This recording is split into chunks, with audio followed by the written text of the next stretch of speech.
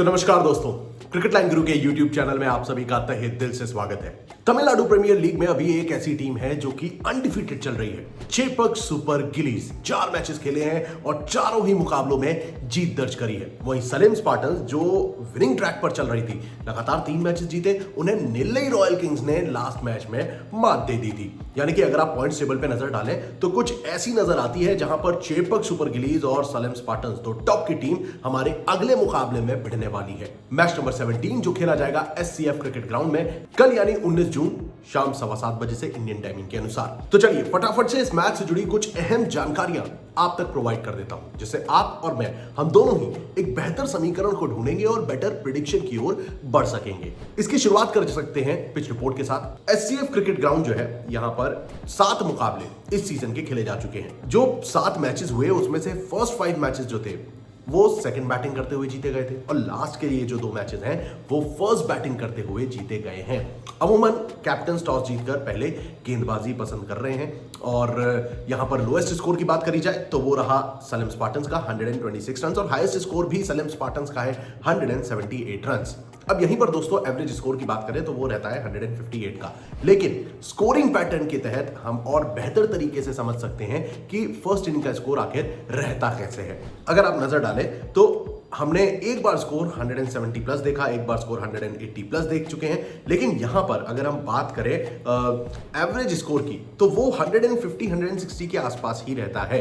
अब यहीं पर अगर हम इन 7 मैचेस में बॉलर्स के प्रदर्शन की बात करें तो 76 विकेट्स टोटल चटकाए जा चुके हैं, 52 विकेट्स पेसर्स ने और 24 विकेट्स स्पिनर्स की झोली में गिरे हैं। यह है पूरा लेखा जोखा दोस्तों पिच रिपोर्ट का SCF क्रिकेट ग्राउंड का इस सीजन यानी कि TNPL 2025 में हुए 7 मुकाबलों का स्टैट्स आपके समक्ष मैंने रख दिए हैं। अब बढ़ते हैं हेड टू हेड कंपैरिजन की ओर, यानी कि चेपक सुपर गिलीज और सलेम स्पार्टन्स के बीच जो 11 मैचेस हुए हैं उसमें अभी तक का सिनेरियो कैसा रहा है, हिस्ट्री कैसी है। 5 मुकाबले सलेम स्पार्टन्स ने जीते हैं और 6 मैचेस चेपक सुपर गिलीज के नाम रहे हैं, यानी कि अभी तक सुपर गिलीज का ही अपर हैंड रहा है। और सबसे बड़ी बात दोस्तों, लास्ट 5 मैचेस जो हैं वो CSG यानी कि चेपक सुपर गिलीज नहीं जीते हैं। आखिरी मैच जो सलेम स्पार्टन्स ने जीता था वो था 2018 में। उसके बाद से लगातार हर सीजन में चेपक सुपर गिलीज का बोलबाला रहा है। अब बढ़ते हैं इस करंट कंडीशन पे, हमारी आज की जो प्रोबेबल 11 है वो क्या हो सकती है। सलेम स्पार्टन्स की ओर से S अभिषेक टीम के कप्तान टॉप ऑर्डर संभालेंगे।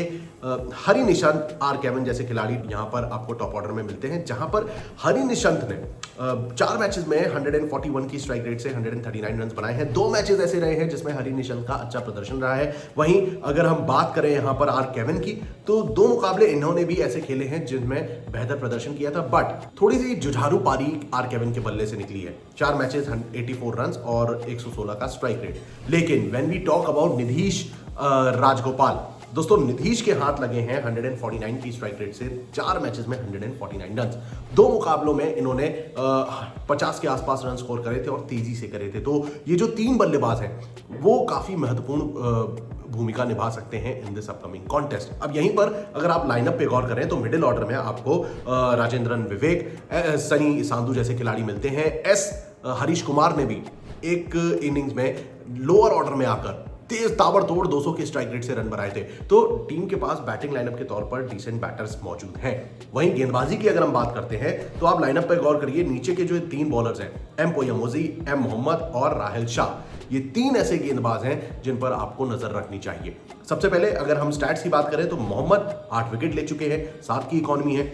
M पोयमोजी के हाथ लगे हैं 5 wicket at an economy of 8.4 और राहिल शाह ने 4 मैचेस में 3 विकेट निकाले हैं। अब इनके अलावा जैसा मैंने नाम लिया था सनी सांधू का, वो भी एज एन ऑलराउंडर अच्छा प्रदर्शन कर सकते हैं, 1 आधा विकेट उनके हाथ में है।